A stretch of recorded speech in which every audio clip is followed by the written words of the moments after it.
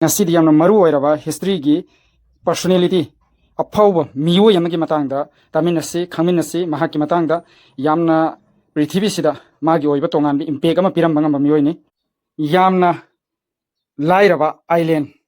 amadagi nupa masa ama mayamna su thawoi bidaba langna biba mahaki loan gi khonjen sigi damakta kona thangda prithvi da aphawba emperor ama oirake aduga europe umbase masigi se mahani emperor oira matungda nikhan gi aitare mahani yamna mai pakpa victory kya phanglaba matungda amaka ikhang khanghodana mai thi besu phangki mahaki aroiba punsigi tangkakta miyoi adugi wari ni anova itihas ki matam chupada honghan khiba prithvi sida history sigi saklo nama piram liba midudi Napoleon Bonaparte mahakse military genius amani mahakse reformer amani aduga conqueror amasuni amasung prithvi ki yamna maming chatlaba leader amasune mahakse miyo yamoina mahakna yamna waraba punsi amadagi Europe pumba continent se masige se mahaki oina kamdauna dominant over ngam lakhige haibugi matang ngasi khamina dorisi mahaki empire si aduga collapse si karam mahina kamdauna tarakhige kamdauna oirakhige haibugi matang ngasi khamina dorisi ngasi mahaki extraordinary over rise to adugi matang da ikhoi pullaga ko uncover to thoksi aduga Napoleon emperor of France se karam mahina laikha ta khige haibudu su ikhoi thidok se punna ahan bagi maki haurakpham amasung mahana angang oiringi matamgi matangda khaminasi Napoleon Bonaparte 15 August 1769 da poklammi mahana poliba mafamsi Mediterranean island of Corsica sigi mafamsi da pokpani matam kharagi matungda France na island sibu Genoa dagi capture tawkhibani mahaksi yamno modest oiba Italian loan ba imung amada poklammi mahaki mapa Carlo Bonaparte si lawyer mo oirami mahaki mama Letizia Ramolino sina mahaki yamna discipline si strict oiba amasung character si yamna strong oiba mangonda yamna phajaba haitare mama mo oiba masigi dama maming chatpa aduga Napoleon naso afaba imama piyo prithvi si joy tawgi haibado magi mama si yamna phai haibado phondokibagi matang duni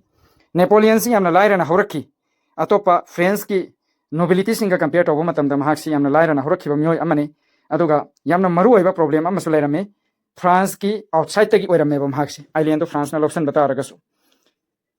नहा ओरब Napoleon Cina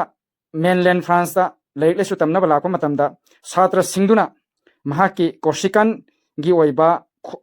loan ngangak pada taaba mamiduda mahako karem nabirame mahake humble oiba background gi khallaga mahako karem nabirame mahakna maduda wakhal hanthabagi mahota mahaki hena determination si mahaki decision se hena chesalame Napoleon na kon na herami mahakna luchinganeba mina haibi inbagi mahota obe tawbagi mahota kamano ina tawgani sine aduga angang amoina mahaksi achouba mi am oibagi wakhanse mangse mangaga lakhiyeba mahaki education mahakam dawna career se semba horakhige haibagi matang da amuk yangminase Napoleon na France da laiba Brienne gi military academy sida mahima sing tamlami mahak mathematics pu yamna pamlami geography su pamlami history harba subject su yamna pamlami aduga masigi subject sing si warfare ki tamakta di yamna maru oiba subject sing ne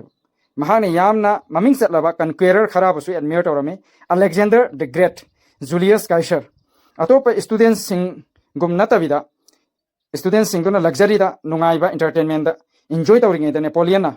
yamna matam si military strategy gi lairek si paba matam da matam spend torame sahi tra ga tarukhak suba matam da mahak si French ki military da second lieutenant oirakhi mahaki artillery ke khangba haibasina Europe ta tungda warfare da anauba war yoiba lalong kya pathorakhiba mahaki marai baksi sina mahaki destiny sina mahaki hen chawba mahaki platform ama ngai duna leiri haibase adum ubada haifet khangba horami haitare mayamna French revolution thokpa matam da mahakna ka rise tarupagi matam ga chapchana khiba haitare kari phibam no yengse 1789 da France sarang naba kan the chaos se thoklam me French revolution sina ningthau pan ki system sibu thugaire aduga jati se French nation se pura hana leiram badagi anauba mongda olam me transformation ma laklam me ningthau si phamlau thokre aduga ningthau bu support or nobility aristocrat ma khaise minister sing haitare ado makhoi sing do loina sibagi cherak pikre Europe si yamna shocking oiba incident ama oina Europe sida mayam sida masigi paw si yam shock oiba itar masigi yamna sarang na ba laita da ba matam sigi manungda Napoleon si khudong sabo uram me ba sida khudong sabo ma 1793 da Tawlon gi lopsan bagi manung sida mahak na mahaki yamna hendok thoidok military gi lusing ba ngam bagi magundu utlam mi haitare Britain na sogat laga royalist force makhaisina revolution gi mayok ta thabak torpa Britain ga mena sogat laga madu bu maiti ba piduna revolutionary makhaida mahaki extraordinary military intelligence tu madu ulamme mahaksi yamna athuba matamda promotion se phanglame aduga mangonda turning point ama laklamme 1795 ta Napoleon na ningthaugi uprising haitare royalist singi Paris ta artillery season aduna nam tharame makhoi bu maiti ba pirame government sina mahakpo revolution ki kan ba myoi ni haina इज्जत तौरमे वांगना थांगतलमे मखोइन दि खंगदबा Napoleon की वखलोंद करी Lebon ओइदु revolution कलिबने मखोइन वांगना थांगले saviour नेना महाकी वांखलक पसि मसिदगी चपचाना होख्रे Italian campaign अमसुंग लिजेन अमा पोकपगी मतांगदु मसि Napoleon मतांगनी यमिनसे सही 13 खक सुबा मतमदे Napoleon से French army की commander ओइना खलमे इटालीदा expedition था मतमदे फ्रेंच आर्मी की कमांडर ओइरमे सही यामदेको 13 खक सुबा मतमदा आर्मी से याम सोलमे sak lamba khotpe yamna fawbai tare hungry oiba aduga khusu khulai sisu yamna poroi rame makhoi gisi adubu Napoleon na makhoi bu yamna puning thogat ami mahaki yamna haidi puning thogat pa fiery speech me ama pi duna motivation pi duna mahana mahaki soldiers sing da hairame soldiers nakoi phisu suna sete military uniform se sabasu phajana chade sana ngai pijana ngai su leiti adubu aina Napoleon na nakhoi bu khwaidagi lehaure leiraba lam fertile oiraba lamda prithibida lamjing duna chatkani haibo famne makoida eagerness ama curiosity ama pokhaline mathang thoklak pa thodok tuna Europe pumbasi pura angak pa phon thi Napoleon na yamna masingla yamlaba Austrian army bu maithi ba pirami halla ga maithi ba pirame mahaki speed mahaki lalong amasung mayamna predict tobungam daba kari tawrakadabna haibu khangdaba masina haidi mahaksi mahana chakki mafamda loina lamse lawsalame unstoppable oihale Europe na military genius ama leire haibasi masa khanglami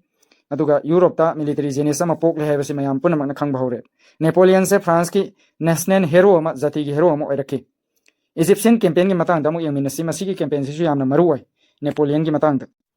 Egyptian campaign si gi matang se 1798 ta Napoleon na Egypt campaign ama launch tawrami mafam da British ki leiriba influence se son thanna bagi damaktane mahangna pyramid ki lanpham do mai pak khiba taragaso British Navy na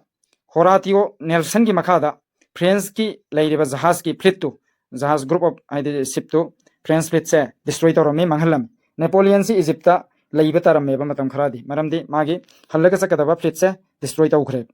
अदुबो महागना वार से science का पुंजलमे Napoleon ना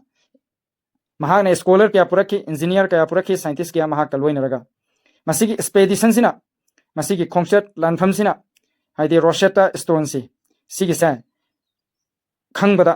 mateng pankhiba discovery tawbada Rosetta Stone is masina Egyptian civilization si खंगबदा yamna maruoi ba adi posakam oi khiba Rosetta Stones mai thira ba fawda Napoleon na yamna lasting oi ba mayam da hayang faw ithil pigida impact ama piram duna sat khi haidare aduga emperor oirak pasikaram maino oirak khige do mag yengminasi Napoleon si emperor oirak kadoini mem